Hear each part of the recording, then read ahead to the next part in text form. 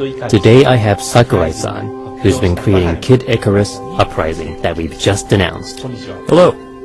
But Kid Icarus isn't a name that resonates with Japanese people. Correct.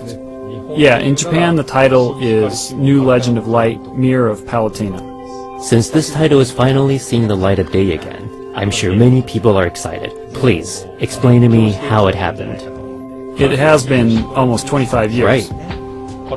I think the big question is how I ended up working on Kid Icarus. I think that's a really important topic. But before we get into that, maybe we should first explain what the two of us talked about back in July 2008. I agree. At that time, you revealed to me that the Nintendo 3DS system was in development. It was the first time you talked about the device with anyone outside the company. Right. It was during the very early stages of development where specifications were much in flux. You were the first developer outside of Nintendo that we spoke with about this next handheld device.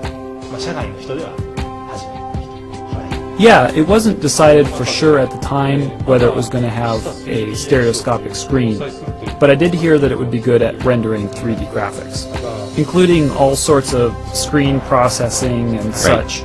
It would be able to display 3D images at a completely different level than the traditional Nintendo DS systems. Right. So I thought about making a game in 3D, but now if I was going to make one, I wanted to make something new and yet sort of traditional at the same time. What do you mean by standard yet new? Many games on the Nintendo DS system use the stylus as if it were a mouse.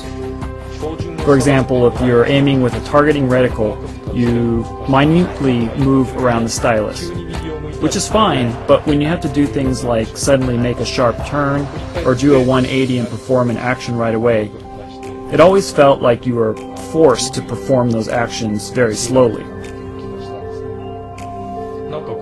So I felt that if I was to make a game in 3D, it was absolutely necessary to be able to move the camera and the character simultaneously.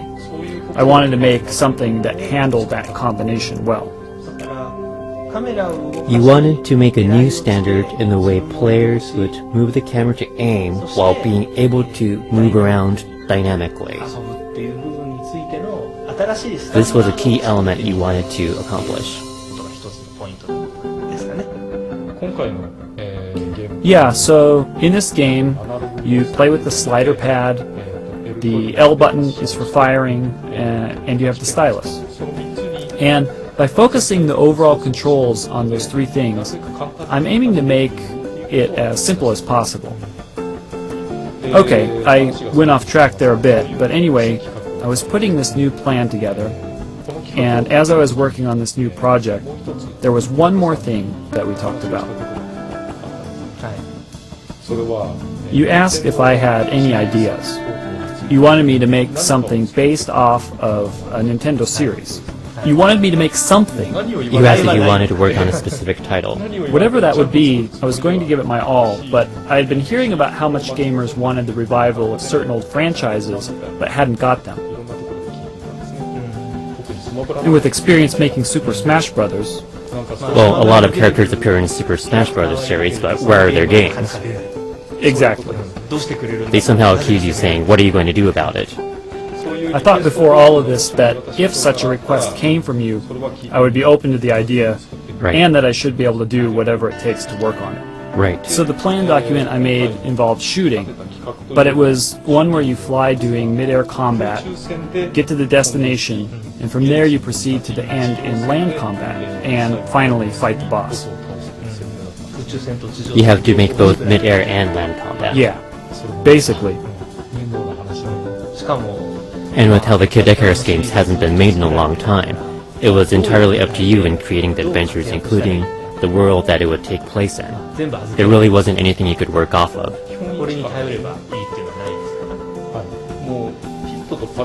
The only things that had been created previously were the design for Pit and Palutena, and even those I looked at from scratch. Pit is an angel that can't fly, so I thought a system would work where he's given the power to fly for 5 minutes, and he spends those 5 minutes getting to the land battle destination. From there, he fights on land. The idea seemed solid, so I moved ahead on a new Kid Icarus. Right.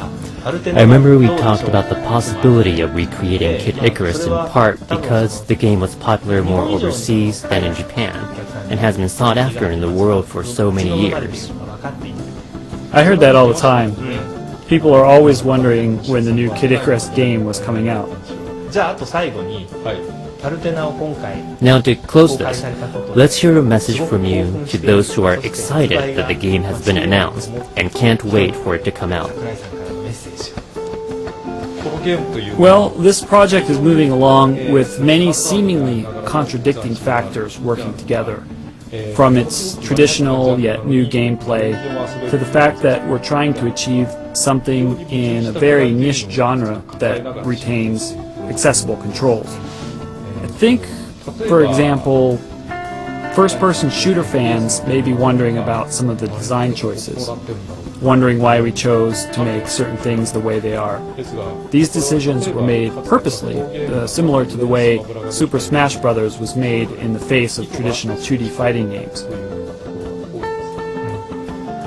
By focusing game controls around 3 key functions, striving to make those functions as easy as possible, and remembering the fact that you can get through the game without having to destroy every single enemy, I think there will be a lot of fun to be had for both beginners and advanced players.